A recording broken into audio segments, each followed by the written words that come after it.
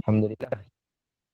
Dipertemukan lagi sekali pada pagi ini, insya-Allah kita mulakan dulu dengan Ummul Kitab Al-Fatihah. Bismillahirrahmanirrahim.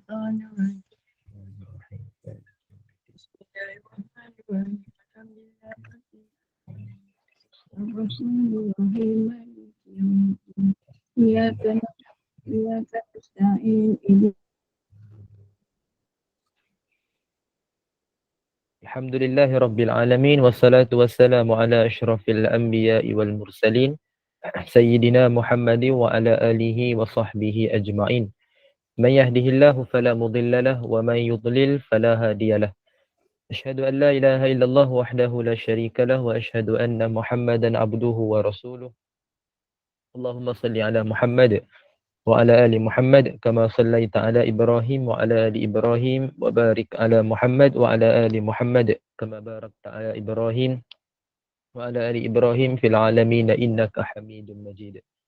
Allahumma iftah alaina hikmataka wa anshur alaina min khazaini rahmatika ya arhamar rahimin.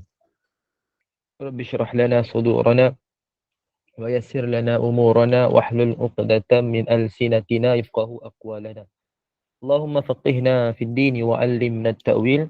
Allahumma arzuqna fahman nabiyyin wa hifdzal mursalin wa ilhamal malaikatil muqarrabin ya fattah ya alim. Iftah qulubana futuhal arifin.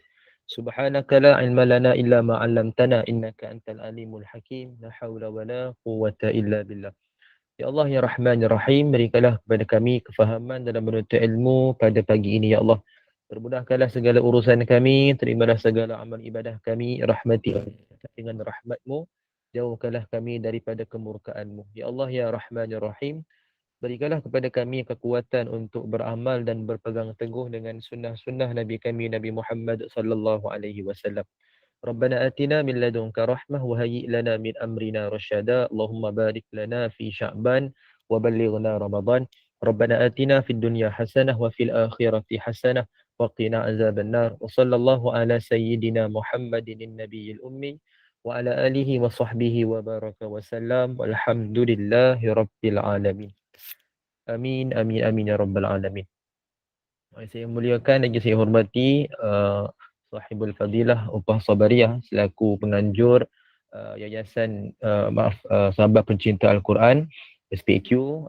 Seterusnya puan-puan moderator, Saudara Serina, Boda Zainun, seterusnya muslimin muslimat, ibu-ibu, ayah-ayah, jemaah, hadirin hadirat serta keluarga SPAQ yang dirahmati Allah Azza wa Jal sekalian.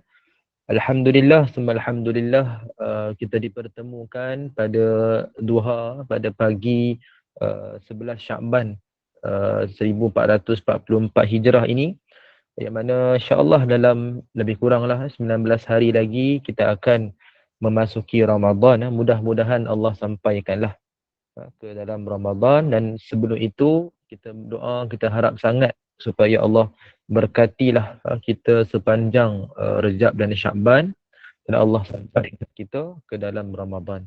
Seperti mana doa yang kita dah cukup biasa dengar, biasa amalkan. Mudah-mudahanlah Allah makbulkan insya-Allah. Insya-Allah amin. Jadi muslimin muslimat, ibu-ibu, ayah-ayah yang dirahmati Allah, apa khabar semua? Semoga dalam keadaan sihat walafiat. Semoga dah selesai makan, dah lebih bersemangatlah. Lebih bersemangat kita bersama-sama dalam majlis ilmu, dengarlah sedikit perkongsian untuk sama-sama kita memantapkan ilmu dengan tujuan untuk kita beramal. Manfaatkan ilmu dengan amalan yang ikhlas dan kita istiqamah dalam ketaatan. Mudah-mudahan dan bagi ibu-ibu ayah sekalian juga yang mana yang belum lagi duha, pastikan kita cuba sempatkan nanti lepas habis kuliah.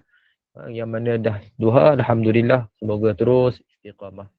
Mudah-mudahan insya-Allah.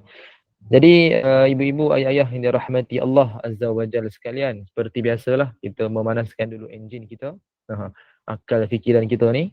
Kita lihat kepada soalan uji minda, kita flashback sikit lah. Kita kembali ke masa lampau sikit. Sebab semalam kita tak bincang 26, tak bincang 25. Kita dah skip 25 kan. Kita flashback sikit, kita kembali ke masa lampau sikit. Dan esok kita akan kembali ke pangkal jalan. Sebagaimana hari ini ramai yang sesat, so samalah dengan soalan pun kita dah sesat semalam. Soalan sesat semalam tapi hari ini kita kembali balik ke pangkal jalan lah. Okey. So kita lihat kepada soalan yang ke-25. Tadi siapa yang respon Kak Niso, alhamdulillah baik dan sihat, semangat, alhamdulillah. Itu yang kita nak tu. Kita dengar kata-kata semangat daripada peserta, kita pun jadi semangat. Kan, sebagaimana semangatnya kita punya kesungguhan dalam menuntut ilmu, sama-sama juga kita pastikan semangat dalam kita beramal. Kan, jadi itu di situlah akan membuahkan hasil kan. Apa yang kita dah belajar, kita cuba amalkan. Dan kita lihat dulu soalan pada pagi ni. Soalan yang ke-25, pilih contoh kaedah berdoa yang sabit dengan hadis sahih. Maksud dia mengikut pada sunnah Nabi sallallahu alaihi wasallam. Pilih contoh kaedah berdoa yang mana sabit dengan hadis sahih, yang mana mengikut pada sunnah Nabi sallallahu alaihi wasallam. Bunda Inun, alhamdulillah kita semua sudah kembali ke pangkal jalan, alhamdulillah. Ihdinas siratal mustaqim. Harap tiada yang tersesat lah insya-Allah. Mudah-mudahan lepas ni tak sesat lagi lah. Kalau sesat, kita cari dalam Waze. Tulis dalam tu SPAQ kan. Dia jumpalah link yang sebenar. Tak ada ni bukan sahih, ni maudhu palsu Jangan cuba pula Jangan cuba tak jumpa salahkan saya pula. Okey, kita lihat pada soalan dia. Jadi jawapan dia ibu-ibu boleh cuba jawablah. Tapi ni kena bayangkan sikitlah. Soalan ni kena bayangkan sikit.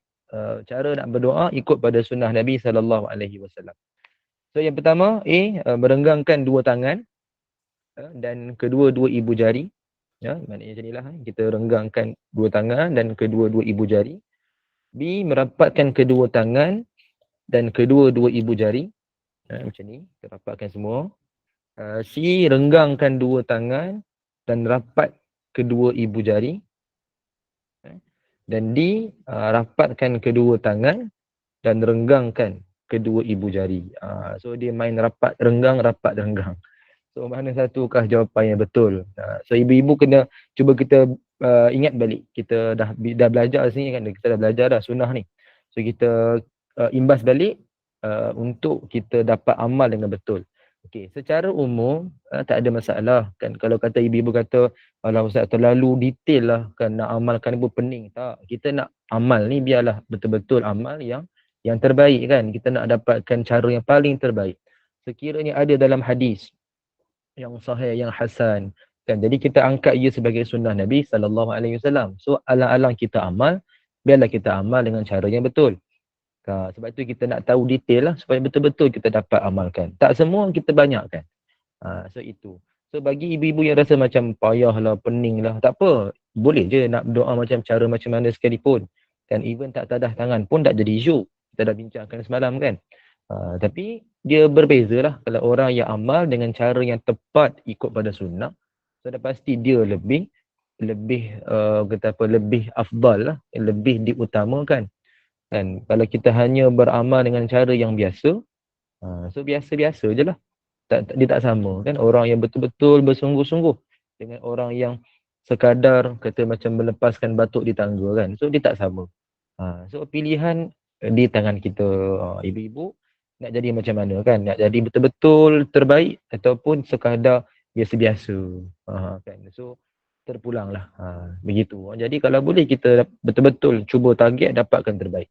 Begitulah dalam bab amal. Kita cuba sedaya upaya memperbaiki amalan. Sekecil-kecil perkara pun kita ambil perhatian. Supaya dapat betul-betul kita amalkan. Okay, baik, kita lihat kepada ramai yang dah respon. Okay, alhamdulillah. Bunda Kak Badriah. Saya Kak Badriah lah kan. Biasa sebut Kak Badriah kan. Panggil sebut D Okey, Cik Mazli sebut D. Bunda Sabariyah, Bunda Bibi Sabariyah, D, Kak Nisum pun D. Ramai yang D ni. Saya baru perasan. Bunda Jalilah, Bunda Kamisa, Bunda Noraini, Bunda Mahani, Bunda Hindun, Bunda Syarifah. Semua D belaka D sungguh-sungguh ni. Okey, kepada yang baru masuk mungkin boleh juga untuk jawab di ruangan chat. Dalam kita bagi masa mungkin dalam 30 saat insya-Allah. Kan kau ada yang cuba nak jawab lain ke? Tu baru saya sebut. Dah makbul lah. Bonda Qamariah jawab A. Kan? Dia biar lain daripada lain. Yang penting kita yakin. Kan? Salah ke betul tu lain cerita. Yang penting kita yakin dengan jawapan kita. Kemudian Kak Sutra. Jawab D ya. Alright. Okey. Baik. InsyaAllah kita bincangkan terus. Ni baru semalam kita bincang berkenaan dengan cara berdoa yang sunnah, yang sebaik-baik yang disebutkan dalam hadis yang boleh kita amalkan. So apa jawapan dia? Saya buka dulu hadis lah, ibu-ibu sekalian boleh lihat dulu hadis yang baru kita belajar semalam, yang kita akan bincangkan. Hadis riwayat Muslim 2697. Saya terus fokus pada isu dia ataupun point dia, iaitu baris kedua terakhir. Merapatkan jari-jari kecuali ibu jari. So maksud dia apa? Kita merapatkan semua jari kecuali ibu jari. Dan dia ada dua kaedah. Sama ada ibu-ibu sekalian nak amalkan rapatkan dua tangan pun boleh, renggangkan tangan pun boleh. Dua-dua boleh diamalkan. Yang penting dia fokus dia pada jari. So maknanya semua jari dirapatkan kecuali ibu jari. Kan? Dan sebab itu kalau kita perasan kebanyakan asatizah para ustaz, kalau kita lihatlah di TV ke di YouTube ke, ketika mana mereka berdoa bagi tangan, mereka akan amalkan macam ni, sama ada renggang ataupun dia rapatkan dua tangan. Tapi kita perasan dia akan renggangkan ibu jari, kebiasaan.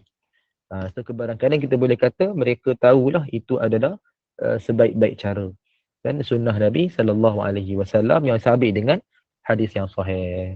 So seperti manalah ibu-ibu dah jawab tadi. Betul lah tu, jawapan dia D. Kan, alhamdulillah. Sepakat semua. Kecuali Bonda Qamariah. Khilaf. Tapi tak apa. Kan cuba, tak ada masalah. Bonda Qamariah jawab A. A mana tadi merenggangkan dua tangan dan kedua-dua ibu jari. Okey, itu pun boleh diamalkan. Kan, renggang dua tangan dan kedua-dua ibu jari. Tapi yang lebih baik kalau kita bandingkan D dengan A adalah D lah lebih diutamakan. Kerana di situ menunjukkan satu pengabdian ataupun kata apa, lebih kepada sifat hamba.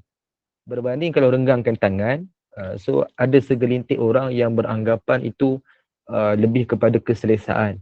Kan? Lebih kepada selesa berdiri macam tu kan. Macam agak ada satu kaedah ataupun keadaan yang seolah-olah rasa macam dia yang macam berbangga sikit lah, macam dia ada kuasa, dia ada satu kemegahan sedikit lah, dia bukan ikut semua macam tu, dia ikut pada orang. Tapi kebarangkalian boleh jadi macam tu. Berbanding kalau rapatkan tangan, dia lebih kata apa, dalam sifat hamba tu dia lebihkan lagi. So itu lebih kita utamakan kalau diberikan pilihan A dengan D. So sebab tu kita pilih jawapan D. Walau bagaimanapun A tetap boleh diterima. Cuma dia pada kedudukan yang kedua lah. Kalau ada katalah 2 markah kan, dapatlah 1 markah. Gitulah. Sebab kita pilih yang lebih baik. Lebih baik antara dua adalah jawapan D. So tahniah kepada semua yang menjawab. Alhamdulillah jawapan D tepat. Mudah-mudahan dapatlah kita amalkan cara macam ni. Mudah-mudahan kita perbetulkan kan, selama ni kita mungkin tak perasan, kita tak tahu. So kita dah tahu, kita perbaiki. Itu tujuan kita belajar kan, kita memperbaiki, kan, meningkatkan ilmu seiring dengan amalan, insya-Allah. Baik, jadi kita akan sambung perbincangan kita untuk hari Sabtu ni, 100 sunnah Rasulullah SAW yang dilupakan. Share slide selepas ni, insya-Allah. Okay. Kita masuk pada bab yang baharu, bab yang ke-10 berkenaan dengan iaitu tentang Quran. Tentang Quran. Cuma satu je sunnah. Satu saja sunnah berkenaan dengan pada bulan Ramadan. Okay, sebelum tu ada yang bertanya, Ibu Lin. Assalamualaikum. Baca Yasin 3 kali selepas maghrib pada 15 Sya'ban dan berdoa setiap habis Yasin itu sunnah Nabi ya. Okey, ini soalan yang menarik juga. Secara hadis, secara sunnah, dia tidak ada apa-apa amalan yang khusus yang disebutkan untuk kita amalkan kecuali pada puasa sunat. Puasa sunat pun disebutkan dalam hadis riwayat An-Nasa'i 2317 yang saya dah pernah sebut sebelum ni. disebutkan Nabi memperbanyakkan puasa. Itu je amalan yang khusus, itu pun tak disebut hari secara bila, secara spesifik. Jadi ambil dalil umum, secara umum dapat kita faham memperbanyakkan bermaksud kita puasa sunat seperti yang sedia maklum. Isnin Khamis, puasa hari putih, dan puasa Nabi Daud alaihi salam. Puasa penuh tak ada. Itu pada hadis. Kemudian amalan yang lain pun tak disebutkan apa secara khusus kita nak buat pada malam 1 Syakban ke, nisfu Syakban, 15 Syakban ke, pun tak ada. Walau bagaimanapun secara umum boleh diamalkan. Bebaslah. Dia tidak terikat dengan apa-apa waktu. Nak baca Yasin, nak baca Al-Kahfi ke, nak baca apa-apa soal Al-Baqarah. Kita tahu Al-Baqarah ni dapat hindarkan syaitan daripada masuk rumah. Antara sunnah kita membaca Al-Baqarah ketika mana kita masuk rumah yang baru. Khususnya lah rumah yang baru ataupun secara umum kita amalkan di rumah sebab dia dapat hindarkan gangguan syaitan. Membaca surah Al-Baqarah. Bukan menyebut Al-Baqarah. Kan ada pula yang sebut Al-Baqarah, tiup-tiup kat rumah tu. Sesat jalan. Itu salah cara lah. Bukan maknanya sebut Al-Baqarah. Dibaca surah Al-Baqarah. Memang panjang lah kan. Jadi kita amalkanlah sedikit-sedikit. Jadi itu secara khusus yang saya boleh sebutkan. Walau bagaimanapun soalan Ibu Li ni boleh jadi amalkan. Tapi jangan sebut sunnah Nabi lah. Jangan paksa orang kena buat amalan tu juga. Kan, jangan paksa. Dan bila orang tanya sebab apa, kita kata sunnah. Padahal taklah. Bukan. Dia amalan secara umum. Tak disebut dalam hadis. So begitulah. Boleh je amalkan apa-apa. Baik. Jadi yang penting puasa. Itu memang sunnah yang jelas. Puasa pertengahan bulan. Kan. Ada orang puasa tak buat. Tapi dia amalan yang lain dia nak sungguh-sungguh buat. Boleh. Tak salah. Kita tak marah. Cuma dia telah meninggalkan yang sunnah. Rugi sikit lah. Kan. Puasa tu sunnah. Jadi kalau dia kata tak boleh, tak mampu, dia kena korban untuk tu. Berbanding dia korban masa dia untuk buat baca Yasin dan sebagainya, utamakan yang sunnah. Kan? Tapi terpulang juga lah masing-masing. Kita pun tak paksa sebab orang lain lah dia punya situasi. Mungkin ada yang tak mampu tapi dia mampu malam, dia kata nak baca Yasin, terpulang. Tak ada masalah, kita pun tak halang, tak ada kata salah apa. Cuma daripada sudut sebagai seorang hamba, sebagai seorang umat Nabi SAW, utamakan sunnah, berkorban demi sunnah, itu yang terbaik. Lepas tu nak tambah dengan amalan yang lain, silakan. Itu je, kita belajar sunnah macam tu, kita letakkan target macam tu. Mudah-mudahan. Okey, jadi kita sambung pada perbincangan kita sunnah ke-46. Sebenarnya saya dah semalam pun sunnah 46 juga kan. Saya tersilap pula tu buat nombor dia. Numbering tu salah sikit. Tapi tak apa, insya-Allah kita sambung pada bab yang baharu. Sunnah yang ke-46 berkenaan dengan tadarus Al-Quran pada malam-malam Ramadan. Okay, dalam sebuah hadis yang disebutkan, qala al-muallifah rahimahullahu ta'ala wa nafa'ana bi ulumiha fi darain insyaallah amin. Hadis daripada Ibnu Abbas radhiyallahu anhuma, dia berkata bahawa Nabi SAW adalah seorang yang sangat pemurah dalam kebaikan. Dan sifat pemurah Nabi memuncak ketika Ramadan. Ketika Jibril alaihi salam menemuinya pada setiap malam Ramadan, baginda selesai mengulang Al-Quran kepada Jibril. Apabila Jibril menemuinya, baginda lebih pemurah dengan kebaikan daripada angin yang berhembus. Di Sahih riwayat Al-Bukhari 1902. Okey, daripada hadis ni, apa yang kita nak kena berikan perhatian? Apa poin-poin penting? Pertama sekali, hadis ni sebenarnya biasa sangat dibacakan ketika bulan Ramadan. Tak percaya ibu-ibu nanti dengar masa Ramadan ataupun nak dekat-dekat Ramadan, para asatizah, ustaz-ustaz kita akan sebutkan berkenaan dengan hadis ni dan akan memberikan ataupun menyampaikan satu peringatan supaya bersedekah. Dibacakan hadis ni secara ringkas. Disebutkan apa tahu? Dia sebutkan Rasulullah sallallahu alaihi wasallam ajwadan nas bil khair wa kana ajwadu ma yakunu fi Ramadan. Atau kama qala. Itulah dia punya matan yang akan dibacakan. Nabi sallallahu alaihi wasallam adalah seorang yang pemurah dan sifat pemurah Nabi ni memuncak ketika Ramadan. Itu je yang biasa ditekan. Maksud dia apa? Yang nak tekankan berkenaan dengan Ramadan, iaitu bersedekah. Itu yang akan ditekankan. Jadi sebenarnya dalam hadis yang sama, Itu kita dah sebut dah, sedekah kita dah tahu, sedia maklum, dan kita perbanyakkan dalam bulan Ramadan. Seperti mana sunnah Nabi lah, Nabi memperbanyakkan, perhebatkan. So kita kalau kata selama ni kita dah biasa sedekah katalah setiap hari RM1 ke RM3. So masa Ramadan ni kita kalau boleh berganda ataupun lebihkan. Ikutlah kemampuan masing-masing. Yang penting ada improvement, peningkatan. Kan? Contoh biasa RM1, bulan Ramadan RM1 10. Okey lah, tak apalah. Yang penting ada peningkatan. Paling-paling kurang pun sama. Jangan kurang pula. Kan? Sebab dia kata apa? Ustaz kan lebih kurang. Saya tak nak lebih, saya ambil kurang aja. Dia rendahkan lagi daripada biasa. So sepatutnya rugilah sebab Ramadan ni satu bulan kita kata bulan pesta ibadah kan. Bersungguh-sungguh, bahkan fadilat pun lipat ganda. Kita pun jadi lebih bersemangat dengan tak ada syaitannya kan. Dirantai. Lepas tu kata apa, satu motivasi yang cukup besar lah. Sebab itu sampai kita minta-minta nak dapatkan Ramadan ni. Kan satu benda yang sangat istimewa yang disediakan. Dengan malam Al-Qadarnya kan, malam Al-Qadnya. So itulah yang kita nak katakan supaya perhebatkan. Itu bab sedekah. Okay, itu kita dah tahu, teruskan beramal.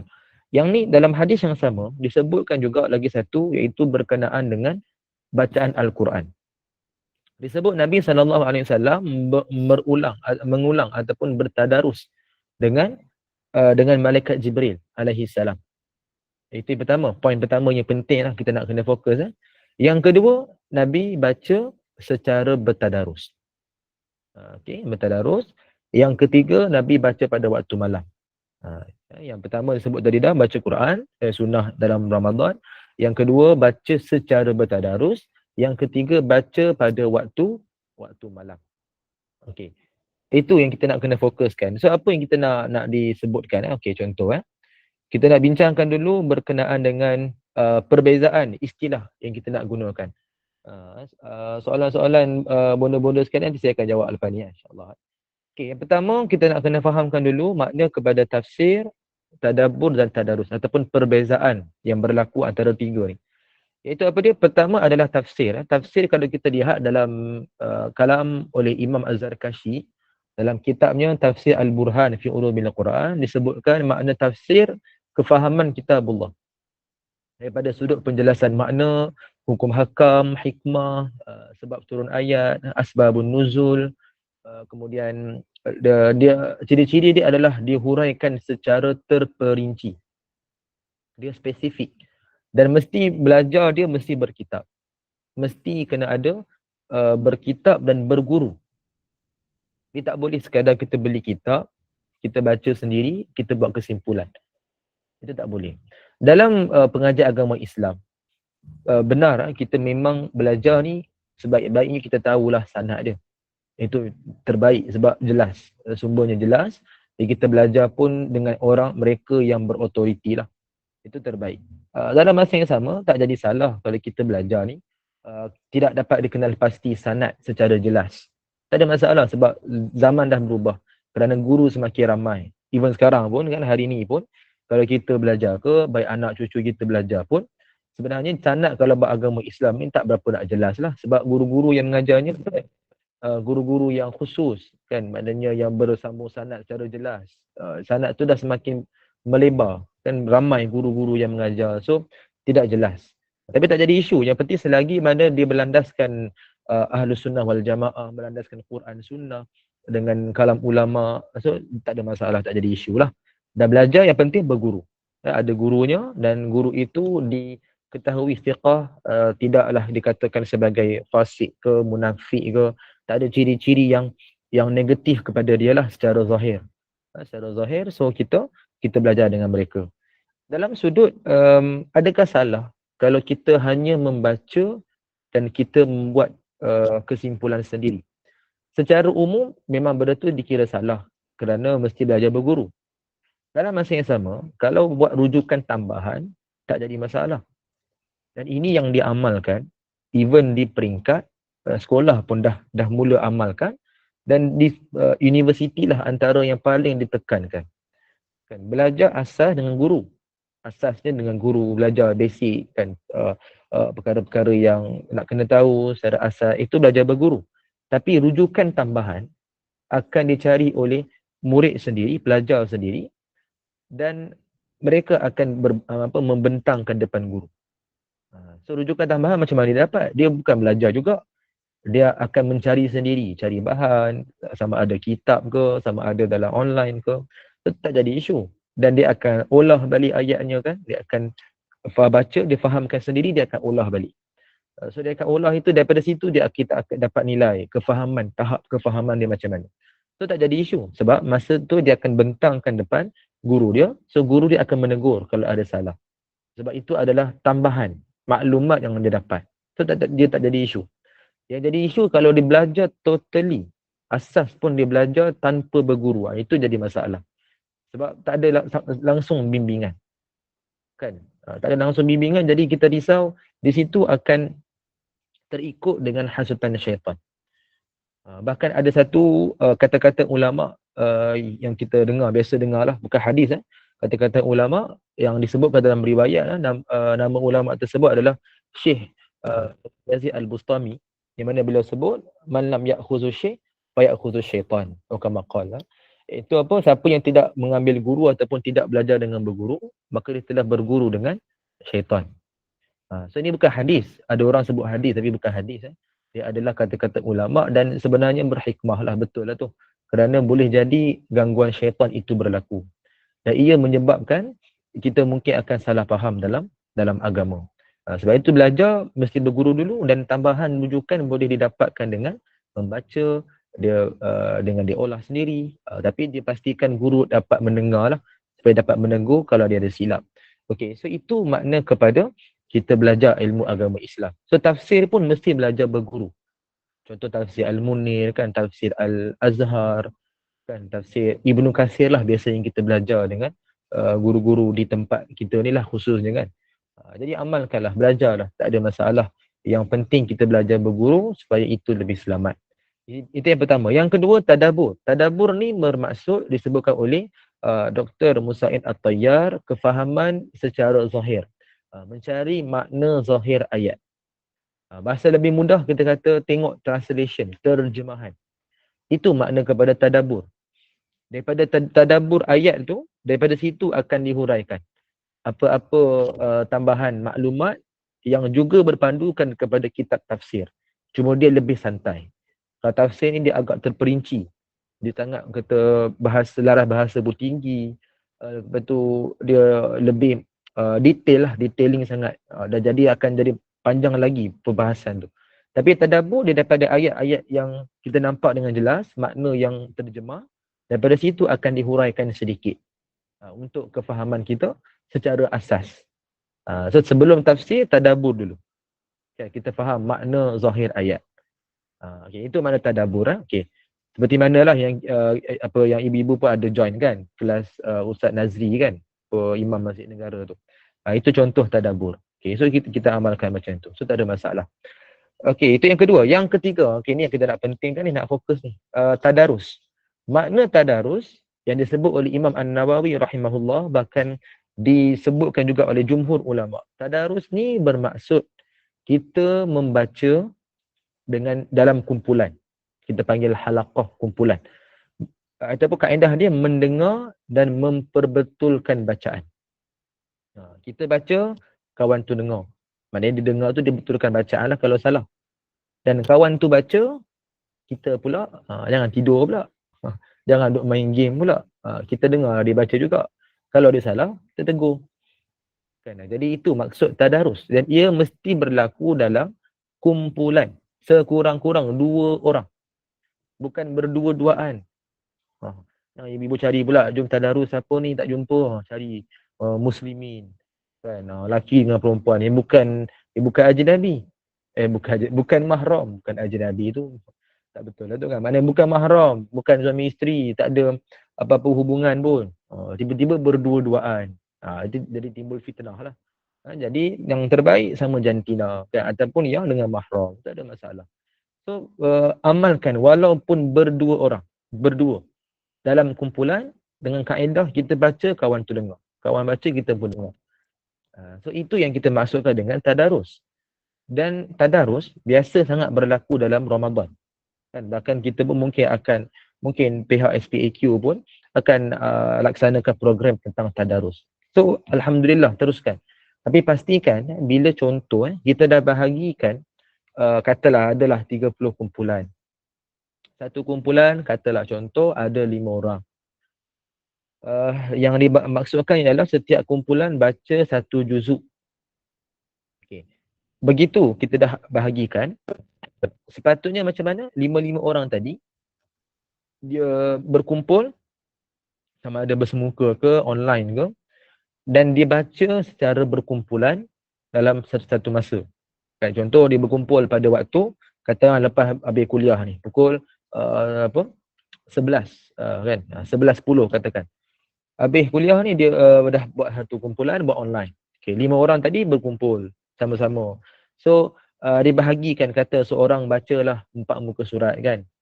Cukuplah 5 orang jadi 20 muka surat. Selesailah satu juzuk.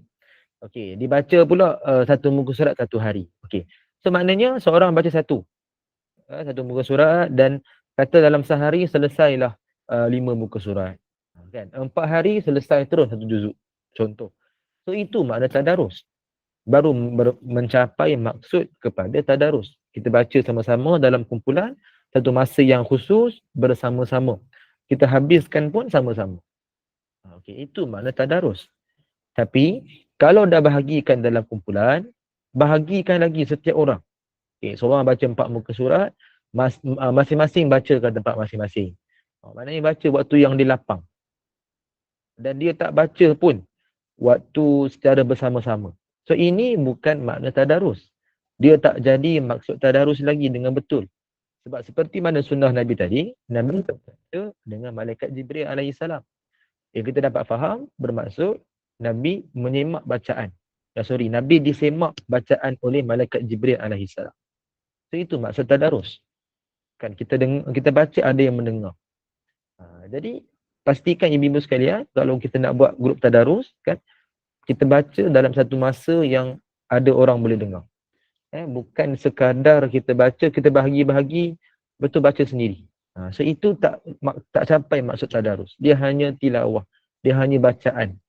Bacaan yang biasa secara persendirian. Yang kita nak amalkan, nak dapatkan adalah baca secara berkumpulan. Itu yang penting. So ni ada orang yang masih tak dapat bezakan. So dia anggap baca bahagi-bahagikan, ikut dah selesai. Masing-masing baca. Okey, sebenarnya itu kurang tepat. Bukan salah, tapi dia tidak mencapai tadarus, tak maksud tadarus, dan tidaklah seperti mana sunnah Nabi SAW. Jadi ibu sekalian, kalau bolehlah bulan Ramadan lah khususnya kan, kita wujudkanlah satu grup tadarus untuk diri kita masing-masing, dan kita kalau boleh bacalah secara berterusan. Dia tak semestinya kena khatam satu juzuk ke, satu Quran ke, tak semestinya.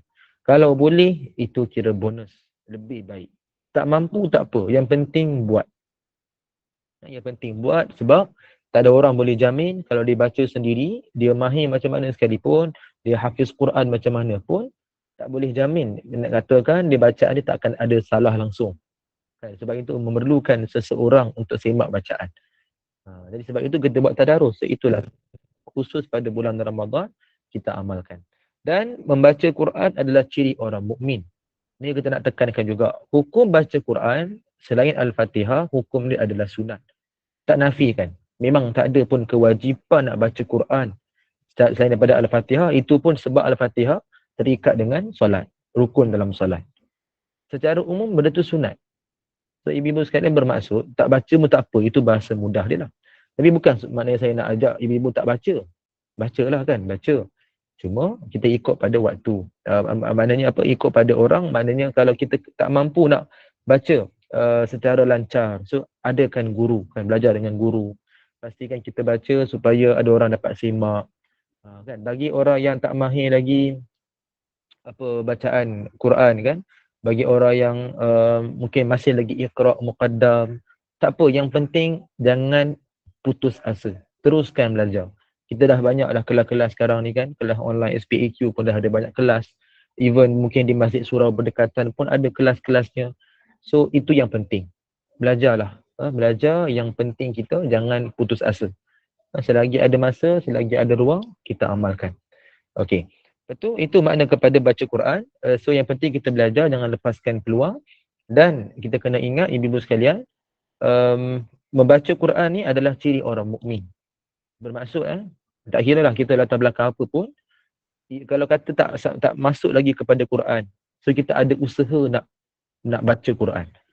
Paling kurang kita baca Iqra, walaupun nak ulang berapa kali ke, yang penting kita buat. Usaha tu ada. Kan dia memang berbeza kan, ada orang dia cepat dia boleh tangkap, ada orang jenis lambat sikit, ada orang mungkin sampai sekarang dia masih lagi Iqra walaupun dah lama belajar. It's okay, tak apa. Yang penting jangan give up, teruskan baca. Usaha selagi ada ada masa, selagi hayat di kandung badan. Usahalah, jangan putus asa. Bagi yang dah lancar Quran, jangan tinggalkan Quran. Jangan tak baca langsung pula, itu perugi kan. Jadi kita amalkan ikut kemampuan masing-masing. Tak mampu satu muka surat, satu juzuk. Tak adalah kan, maknanya tak mampu satu muka surat, bacalah beberapa ayat. Yang penting kita baca kan? Kita amalkan, sebab itu antara ciri orang mukmin. Even dia tak masuk Quran lagi, tapi dia ada usaha untuk nak ke arah itu. Dia akan baca Iqra, dia tak akan putus asa. Berbanding dengan orang yang Muslim yang biasa, dia tak kisah. Dia tak ada perasaan pun nak baca Quran, nak rasa bersungguh-sungguh dalam istiqamah ke, tak ada. Dia tak sampai tahap macam tu. Mereka sangat-sangat berbahaya. Keadaan macam ni sangat berbahaya. Tak ada jaminan untuk nak dikatakan dia selamat dunia akhirat. Maknanya atas pagar je, tak tahulah apa cerita. Kita risau sangat kan. Jadi kita risau, sebab itu kita perbanyakkan amalan sunat yang menjadi satu benteng kepada kita, menjadi satu penyelamat kan. Sebab fardu semua orang kena buat, haram semua orang wajib tinggalkan. Yang menjadi satu extra marks ataupun bonus point adalah amalan sunat. So kita amalkanlah sungguh-sungguh. Dan kalau boleh waktu malam lebih afdal, itu lebih tenang, dan itulah sunnah Nabi SAW. Ini khusus pada bulan Ramadan sahaja. Ramadan sahaja. Bulan-bulan yang lain dia tak ada pengkhususan. Bacalah bila-bila masa, ikut pada waktu masing-masing. Ramadan lebih afdal pada malam kerana siang kita berpuasa, letih, mungkin ada yang bekerja dalam keadaan berpuasa, penat lah, lebih kepada penat. So dia akan amalkan waktu malam. Lebih baik. Tapi apa pun depends pada masing-masing. Kan yang penting kita baca. Jangan lepaskan peluang untuk beramal. Okey, tadi ada yang bertanya kan. Saya jawab dulu kan. Okey, Bonda Mahani bulan Ramadan biasanya kita sedekah banyak tempat, tapi jumlah kan. Okey juga kan. Tidak ada masalah. Kita memikirkan masalah kan, mendapatkan satu kebaikan yang kita nak beri kepada ramai. Kan, mendapatkan manfaat kepada ramai dengan jumlah yang lebih rendah pun tak ada masalah, boleh diamalkan. Maka itu lebih memberikan manfaat kan kepada banyak pihak. Kan, kita pun dapat memberikan sumbangan tu kepada banyak pihak berbanding satu pihak secara khusus ataupun satu dua pihak je tapi jumlah dia banyak kan. Tapi ikut pada konteks, ikut pada pihak tersebut lah. Kalau kata pihak yang kita nak berikan dia lebih memerlukan dan dia tak ada orang yang sumbang, jadi kita berikan dia lebih kan berbanding pihak yang mungkin ada ramai yang sumbang. So kita kena fikirkan yang mana lebih utama. Itu ikut pada keadaan. Contoh, saya ambil contoh lah. Katalah di tempat kita, katakanlah saya ambil contoh berkenaan dengan surau. Katalah adalah 10 surau berdekatan masjid kita, maknanya bawah qariah masjid kita.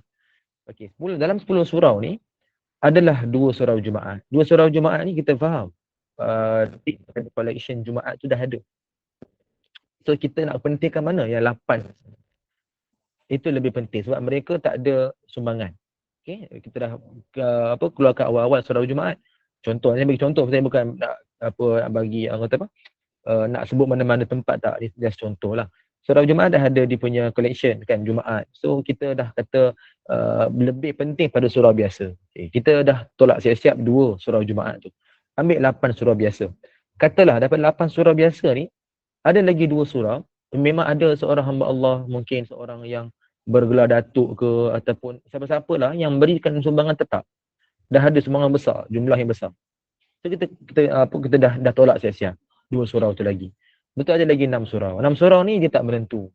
Dia harapkan tabung surau, dia harapkan sumbangan secara umum. So 6 surau ni lah kita pentingkan. Ini contoh saya berikan secara ikut kepada keadaan. Kan itu maksud dia, kepada kita nak berikan kepada pihak yang memerlukan. Walaupun jumlah dia sedikit tapi ikut kepada keperluan. Kan. So itu lebih baik. Tapi umum tak ada masalah. Bagi surau Jumaat pun tak ada masalah. Bagi masjid walaupun dah ramai sumbang pun kita bagi lagi pun tak ada masalah.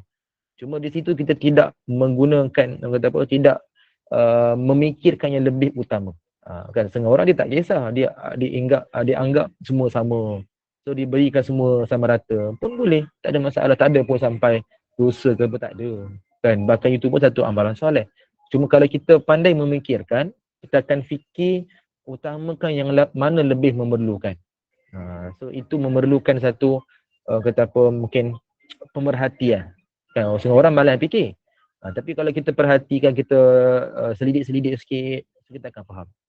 So itu lebih baik kerana di situ ada lebih kesungguhan kita nak berikan kepada pihak yang betul-betul memerlukan. Itu lebih baiklah kita sampaikan kepada mereka yang betul-betul lebih memerlukan. Berbanding kita hanya berikan secara umum. So begitulah, itu lebih baik kita amalkan. Okey, Kak Badriah, sedekah tangguh sekejap. Tunggu Ramadan. Okey. Bertanya pendapat saya lah. Ni membawa ni wasilah ataupun membawa kepada satu pendirian ataupun pemahaman nak beramal kerana Ramadan. Ni kita tak nak ni. Sebab tu kita sebutkan biarlah benda tu sedikit, yang penting istiqamah.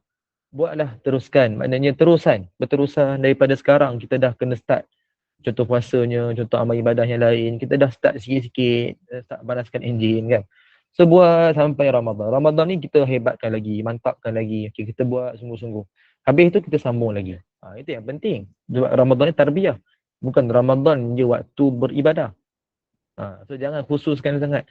Tapi mungkin ada juga orang yang berpendirian macam ni kan. Dia anggap okey tak apalah, tangguh dululah. Sedekah tunggu Ramadan. Takut ajal datang dulu. Kan tak sempat dah nak beramal soleh, nak bersedekah. Dan dia juga berpendirian untuk amalkan sedekah Ramadan sahaja. So adakah dia beramal untuk Ramadan ke? Untuk istiqamah kan, untuk bantu orang, untuk dia yang nak dapatkan lebih kepada redha Allah kan, berkat pada rezeki dia. So sebab tu biar kita amal tu jangan khususkan tentang Ramadan. Kita beramal sampai yang kepada Ramadan.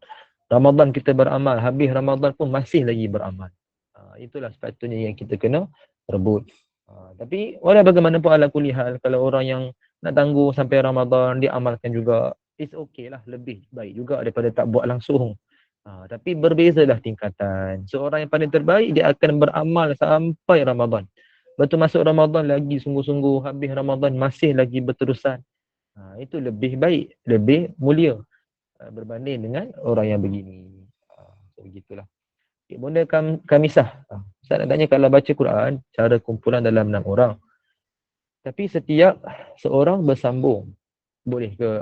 Kaedah dia bebas. Dalam bab membaca Quran secara belajar, maknanya kita panggil apa ni? Daripada sudut untuk ujian, kita panggil apa? Saya lupa istilah dia. Tapi dalam membaca Quran secara nak belajar, dalam konteks belajar, itu boleh untuk kita amalkan secara bebas. Kita panggil dalam bab waqaf, waqaf ikhtibari. Tasmi' pun boleh juga, kita panggil istilah tasmi' kan, mendengar bacaan pun boleh juga. Daripada sudut waqaf tu, waqaf ikhtibar yang bermaksud ujian, latihan, ujian ataupun belajar, tujuan nak belajar. So dalam konteks macam tu, bebas. Ibu-ibu sekalian nak amalkan sama ada seorang satu ayat, sambung satu ayat pun boleh. Nak baca satu muka surat penuh pun boleh. Dia ada keluasan. Yang penting jangan separuh-separuh dah lah. Baca Tanzilul Kitab. Lepas tu kawan sebelah sambung La Raiba Fi. Ingat main goreng pisang ke apa? Itu tak boleh lah. Kalau baca satu ayat boleh. Sebab dia lah lengkapkan maksud. So tak ada masalah. Jangan pecahkan ayat tu, bahagi baca semua orang. Ni sama-sama ayat pula. Tanzilul Al-Kitabi La Raiba. Jangan gitulah. Itu dah jadi macam bermain-main. Itu tak boleh. Okey. So itu maksud dia. So boleh, tak ada masalah, bebas. Yang penting kita baca dalam kumpulan bertadarus. Itu. Okey, Kak Badriah ada respon beramal secara istiqamah. Itulah itu yang kita nak capai sebenarnya. Jangan jadikan khusus bulan Ramadan dia beribadah. Ramadan satu galakkan, motivasi. Kita tak nafikan kelebihan, memang ada untuk bagi motivate kat kita lah. Dalam banyak hadis pun Nabi sebutkan kan, buat amalan macam ni dia hapuskan dosa, buat amalan macam ni dia angkat darjat, buat amalan begini dapat masuk syurga tanpa hisap. So banyak-banyak Nabi bagi tahu ni bukan untuk itu tujuan dia. Bukan untuk sungguh-sungguh dapatkan tujuan itu sahaja, bukan. Itu sekadar motivasi. Beramal mesti kerana Allah. Kan, nak dapatkan kelebihan tu. Itu sekadar motivasi. Jangan jadikan itu tujuan. Bila jadikan tujuan, sasaran matlamat, so itu je kita akan dapat. Kan kita dah sebut dalam bab adab kan, dalam niat tu kan, bila kita nak beramal, kita akan dapat ikut apa yang kita niat. So kita ibadah mesti kerana Al-Khaliq. Ibadah mesti tujuan asal kepada Tuhan, kepada Allah. Jadi sekadar motivasi lah. Amalan-amalan yang disebutkan kelebihan semua adalah motivasi. Berikan semangat untuk kita terus beramal ibadah, istiqamah. Okay, baik. Kita masuk pada bab yang ke-11, membicarakan tentang salam. Sunnah-sunnah berkenaan tentang salam. Okay, kita lihat pada sunnah yang ke-47. Orang yang solat menjawab salam dengan isyarat. Okey. Kita lihat kepada hadis ada 3 hadis dalam bab ni. Kita dengar dulu hadis dan kita akan huraikan apa dia punya syarah dia. Insya-Allah. Baik, kita lihat dulu hadis yang pertama daripada Jabir bin Abdullah radhiyallahu anhu. Dia berkata bahawa Rasulullah sallallahu alaihi wasallam pernah mengutusku untuk suatu keperluan. Setelah itu aku mendapati baginda sedang solat. Aku pun mengucapkan salam. Lalu baginda menjawab salamku dengan isyarat. Ini hadis sahih riwayat Al-Bukhari 1217. Okay, ini adalah hadis yang pertama. Apa kesimpulan ataupun poin penting? Nabi SAW sedang solat dan Jabir bin Abdullah radhiyallahu anhu ni memberikan salam. Beliau memberikan salam secara ucapan dan Nabi menjawab salam dengan isyarat. So ini adalah poin yang penting. Okey, ini poin penting untuk yang pertama. Okey, kita lihat pula hadis yang kedua. Dia akan huraikan last sekali lepas habis bincang semua hadis. Okay, hadis yang kedua ni pula menyebutkan daripada Suhaib. Beliau berkata bahawa aku melalui tempat Rasulullah sallallahu alaihi wasallam. Ketika itu baginda sedang mengerjakan salat. Aku mengucapkan salam, lalu baginda pun menjawab dengan isyarat. Perawi berkata, aku tak tahu apa yang dikatakan, namun baginda berisyarat dengan jarinya. Ini juga hadis yang sahih riwayat At-Tirmizi nombor 367. Okay. Ini hadis yang kedua. Membawa maksud yang hampir sama dengan hadis tadi. Cuma yang ni disebutkan satu tambahan. Nabi isyarat dengan jari. Okay, jari mana? Kita bincang kemudian. Okay, kita lihat pada hadis yang ketiga daripada disebutkan daripada Ibnu Umar, Abdullah bin Umar radhiyallahu anhuma, yang mana beliau berkata bahawa beliau bertanya kepada Bilal bin Rabah radhiyallahu anhu, bagaimana cara Nabi SAW menjawab salam orang yang mengucapkan salam kepadanya semasa baginda sedang solat. Bilal pun menjawab, baginda mengisyaratkan dengan tangannya. Juga hadis yang sahih riwayat An-Nasa'i 186. Okey, ini hadis yang ketiga. Membawa maksud yang lebih kurang sama je. Cuma ada perbezaan pada isyarat disebutkan dengan tangan. Okey, ini hadis yang ketiga. Okey, so kita dah sebutkan 3 hadis. Kita nampak dia membawa maksud yang hampir sama lah. So apa poin-poin dia? Pertama, Nabi SAW sedang solat dan ada sahabat berikan salam. Yang kedua, Nabi tak jawab dengan ucapan, tapi Nabi buat isyarat. Yang ketiga, isyarat-isyarat itu ada beberapa kaedah. Okay, so ini adalah poin-poin penting kita dah sebut dalam hadis dan kita dah ringkaskanlah untuk ibu-ibu sama-sama kita ambil faham. Ambil tahu kan. Okey, baik. Kita lihat pada syarahan yang disebutkan oleh ulama. Okey, berkenaan dengan hukum ataupun berkenaan dengan isu ni, salam ni. Imam An-Nawawi rahimahullah dalam kitab Syarah Muslim, Al-Minhaj Syarah Sahih Muslim, beliau ada syarahkan dua hukum. Pertama, hukum dia adalah haram. Yang kedua, hukum dia adalah harus. Haram bermaksud membawa dosa lah. Hukum dia haram. Menjawab salam dengan ucapan ketika salat. Haram ni bagi orang yang sengaja. Haram sekiranya sengaja. Sekiranya tidak sengaja, tanpa pengetahuan, maka ia dimaafkan. Kan kita tahu kan, ada 3 keadaan yang seorang hamba ini dimaafkan. Kan antaranya apa? Satu benda yang dibuat dalam keadaan yang dia jahil, dia tak tahu. Satu perkara yang dibuat dalam keadaan dipaksa ataupun terpaksa. Satu perkara yang dibuat dalam keadaan dia lupa. So 3 benda ni dimaafkan. Dalam banyak keadaan dimaafkan. Ada juga keadaan yang dikecualikan. Contoh, kalau fardu ain. Fardu ain, kewajipan mempelajari fardu ain, kita dah sebutlah wajib, memang wajib kepada atas setiap mukallaf. So dia tak ada kompromi. So dalam keadaan ni dia tak boleh kata, oh saya tak tahulah ustaz, oh solat tu wajib rupanya, solat fardu. Oh, saya baru tahu. Dan itu salah dia lah sebab dia tak belajar daripada awal. Dia mesti kena tahu. So kalau katakan dia seorang anak, so maknanya mak ayah yang kena didik kepada anak tu. Kan kalau maknanya dia setiap daripada mukallaf ni mesti ada orang yang memimpin, yang membimbing dia. So tanggungjawab itu perlu dipikul lah. Maknanya kena pastikan mereka ni belajar fardu ain.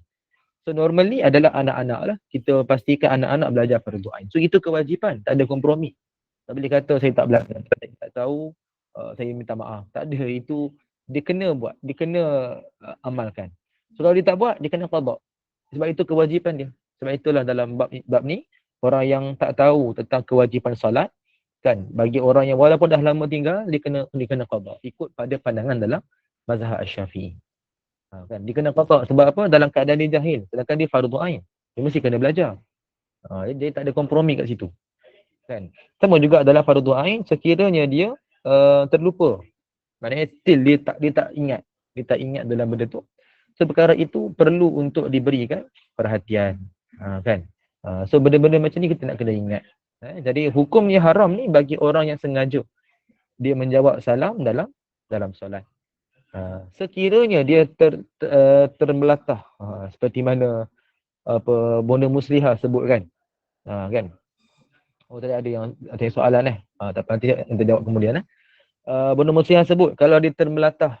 Dalam isu ni pun kita dapat lihat di situ ada 2 pandangan. Pertama, dalam konteks dia tak sengaja, maka memang hukum dia tak akan jadi haram. Hukum tak akan jadi haram sebab dia tak sengaja, dan dia tidak berdosa. Cuma isu dia pada sama ada solat dia sah ataupun tidak. Kebanyakan ulama, jumhur ulama berpandangan sekiranya dia melatah dalam perkataan yang ringkas dan dia membawa kepada maksud dalam perkataan ringkas, itu dimaafkan. Disebutkan dengan istilah dia umumul balwa ataupun yang kita sebut umum al-balwa. Sesuatu yang diberikan kemaafan pada perkara yang ringan. Perkara yang ringan, so termasuk dalam isu ni. Melatah disebutkan pendek, perkara yang kecil. Jadi benda ni diberikan kemaafan. Tapi kalau dia melatah punya panjang macam karangan, itu tak boleh lah. Itu dia memang kena ubah. Contoh dia melatah disebut oi. Contohlah disebut oi. So perkara itu diberikan kemaafan atas dasar umum al-balwa kerana yang dia melatahkan itu tak sengaja. Dengan syarat dia tak sengaja, dia tak boleh sengaja. Dia tak boleh ada perasaan saja nak bermain, tak boleh. Itu haram. Sengaja tak boleh. Kalau tak sengaja, memang dia termelatah, memang jenis dia macam tu dan dia melatah benda yang ringan. Itu diberikan kemaafan.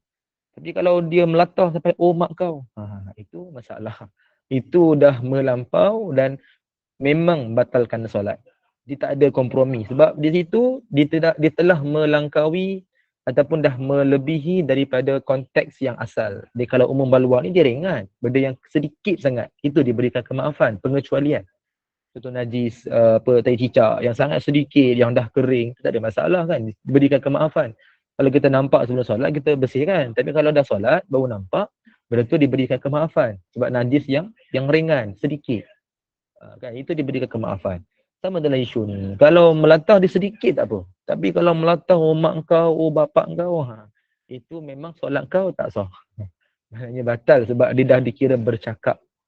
Kalau berikan ucapan yang ringan tak apa. Itu diberikan kemaafan. Sebaik-baik kita jangan asyik melatah. Ya, memang ada setengah orang jenis macam tu. Tapi dia kena cari jalan supaya melatah tu dapat dikurangkan. Jangan dia terlalu selesa dengan melatah dia tu. Sampai dia melatah punya panjang, sampai berayu-ayunya, berlagu-lagunya melatah dia. Oh, mak kau, semua tak nak. Semua tak nak. Kena ubahlah benda tu. So dalam solat kita kena jaga betul-betul supaya khusyuk tu terjaga dan tak terganggu lah. Walaupun bukan rukun solat, tapi kita nak dapatkan tujuan tu dengan betul. Matlamat solat, khusyuk dengan sungguh-sungguh. Bukan setakat khusyuk pada pemikiran, tapi khusyuk setiap anggota tubuh badan. So kita faham yang pertama. Yang kedua, hukum dia harus menjawab salam dengan isyarat. Okey, kenapa tak jadi sunat? Kita dah sebut tadi 3 hadis. 3 hadis yang sahih semua belaka-belaka. Kita dah sebut sunnah Nabi amalkan beberapa isyarat. Persoalan kenapa tak jadi sunat? Ibu-ibu ada yang tahu ke sebab apa tak sunat? Asal hukum, kalau ikutkan pada sunnah tadi, jadi sunat lah sebab Nabi buat amalkan isyarat. Tapi kenapa jadi harus kat sini? Kenapa ulama tarjihkan balik hukum jadi harus? Kenapa tak sunat? Kalau ada siapa-siapa nak cuba jawab ke? Ini soalan kebat sikit lah. Kalau salah, kena sebat. Tak adalah, gurau je. Kau ada yang boleh jawab dalam respon chat ke kan? Kita nak tengok ada tak yang ibu-ibu boleh faham kan? Sebab apa jadi harus? Okey, mungkin tak apa. Kita bagi masa sikit, mungkin ada yang nak jawab. Kita jawab dulu soalan Kak Nisum. Ustaz, jika jawab salam dalam hati tanpa lafaz lisan, dia tak jadi isu lah. Tak jadi isu. Tak jadi isu, cuma bab khusyuk tu terganggu lah. Dia sebab kita duk bincang sebab apa jadi batal, sebab dia bercakap. Isu dia pada bercakap. Kan?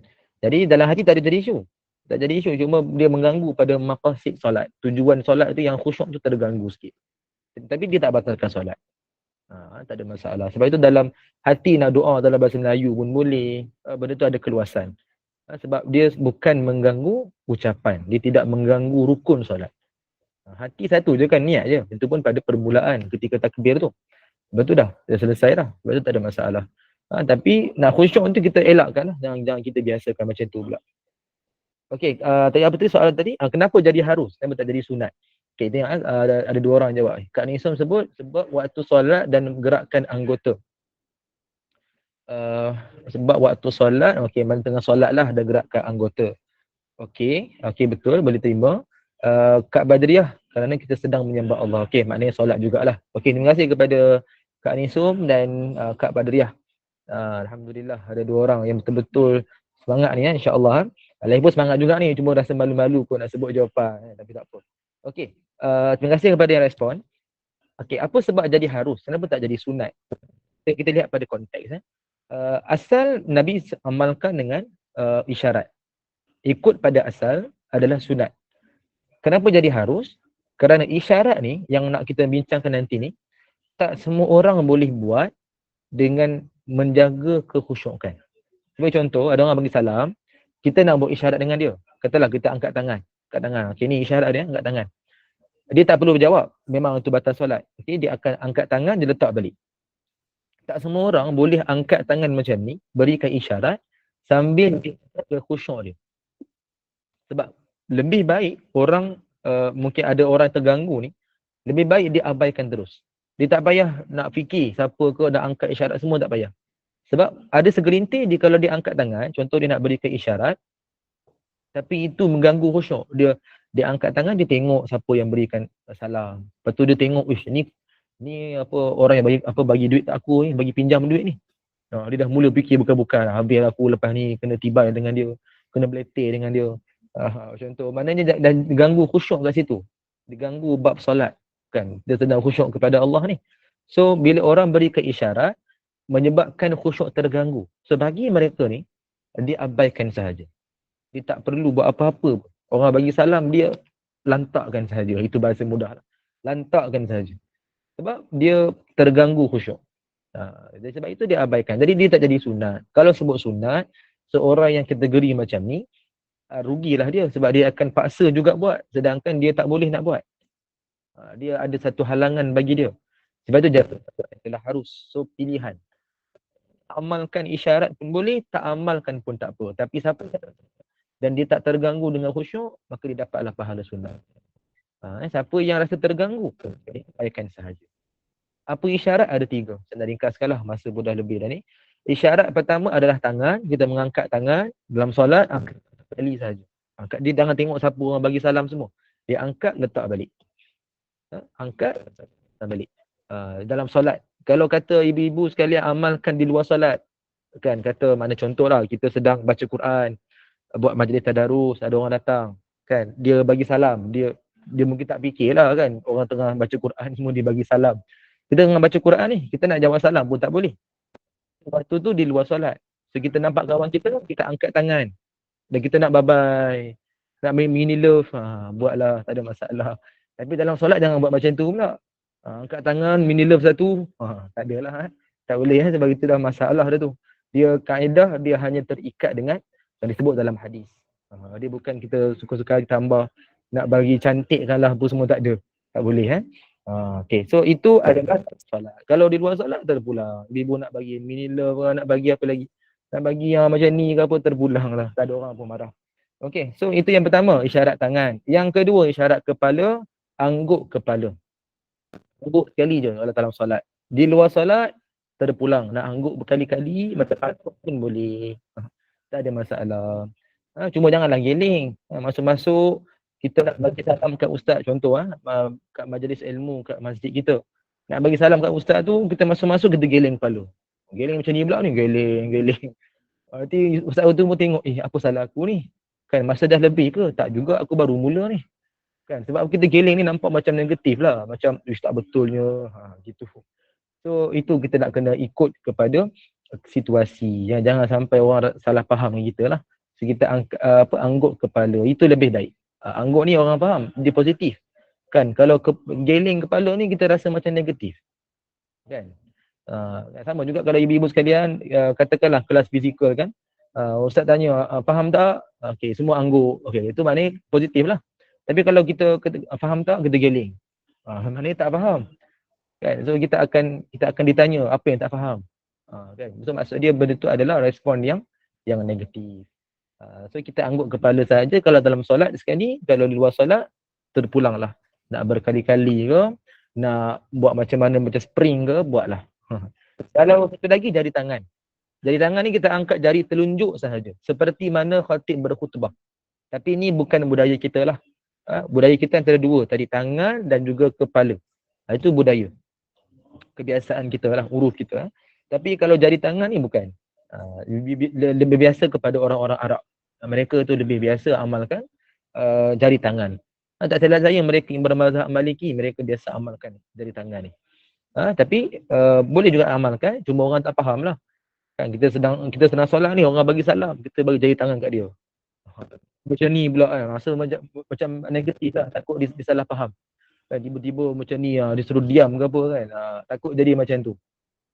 So benda tu akan memberikan satu persepsi yang negatif. Dan jari tu tak boleh ubah, jari tangan mesti jari telunjuk saja. Jangan kata ustaz bagi trend sikit lah, ustaz trend sikit. Bagi apa mini love, bagi apa lagi ni, raya stopa ke, tak boleh lah. Kena stepek nanti.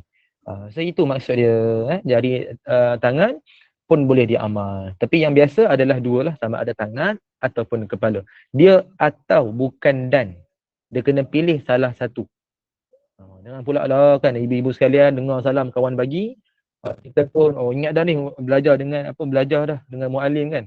Amalkan, angkat tangan, angguk kepala, jari tangan. Janganlah buat tiga-tiga sekali kan. Orang tengok pun macam nak berkawat ke apa ni, macam berkawat kaki je. So jangan jadikan persepsi orang negatif lah. Jadi pilih satu saja. Even tadi tu pun cara dia salah sebab pergerakan tu dah melebihi daripada sepatutnya. So kita gerak sekali sahaja. So itu sebab tu jadi hukum dia harus, maknanya melihat kepada semua keadaan. Bagi orang yang boleh jawab mengenai isyarat, silakan. Bagi yang tak boleh, takut dia terganggu khusyuk, dia rasa adanya gangguan, dia tak boleh nak fokus, so dia abaikan sahaja. Itu keadaan. So nak meraihkan kepada semua orang. Sebab tu hukum dia ditarjihkan balik jadi harus. Kalau ikut pada asal sunnah. Sunat lah kan. Tapi dia tak jadi sunat, dia jadi harus. Dia gitu kan. Okey. Itulah untuk pagi ni. Kita nak tutupkan dengan satu soalan daripada siapa tadi. Alhamdulillah. Bonda Syarifah. Ramai orang tunggu sehingga hari Jumaat untuk infak. Adakah sama macam orang tunggu Ramadan untuk sedekah? Atau memang lebih baik tunggu Jumaat ambil berkat? Okey. Kita dah sebutkan macam mana. Dia dua-dua konteks ni benda sama. Nak tunggu Jumaat berbanding buat setiap hari. Maknanya Jumaat tu kita banyakkan. Sekali lamsam kita bagi. Berbanding setiap hari kita bagi sikit-sikit. Dan juga tunggu Ramadan baru nak bersedekah. Bulan lain semua tak sedekah, ikut mood. Tapi Ramadan sungguh-sungguh kita buat. So dua-dua ni membawa konteks yang sama, iaitu membawa kepada beribadah ikut pada keadaan. Bermaksud dia di situ menyebabkan amal ibadah kita tak capai lagi maksud istiqamah yang sebenar.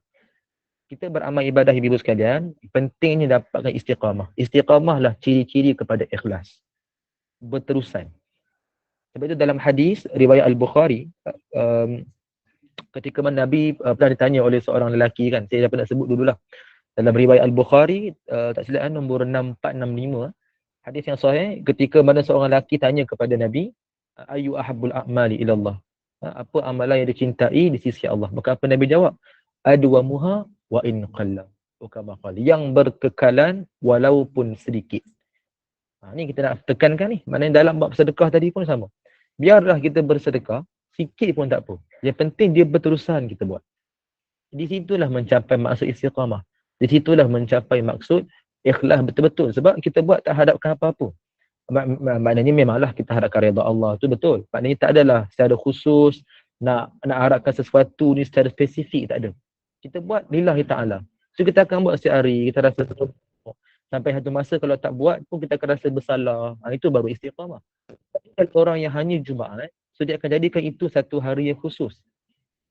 Maknanya apa? Hari Jumaat aja dia akan berikan sedekah.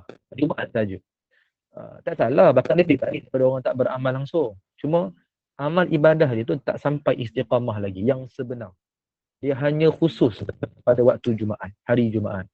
Kan? Kita khusus pada Ramadan. So dia tak ada maksud dalam ibadah. Dia tak jadikan lagi satu amalan yang berterusan. Walaupun dia buat setiap hari Jumaat, tapi tak berlaku setiap hari. Kita ni buat amal ibadah, sepatutnya kena setiap hari. Ada yang kita buat. Semua amal ibadah kita buat. Tapi sikit-sikit pun tak apa. Yang penting kita buat. Kan? Itu lebih baik berbanding kita khususkan. Contoh hari Jumaat, hari sedekah. Hari Sabtu, hari Qiyamul Lail. Contoh. Hari Ahad, hari baca Quran. Lepas tu hari lain semua bekerja. Contoh.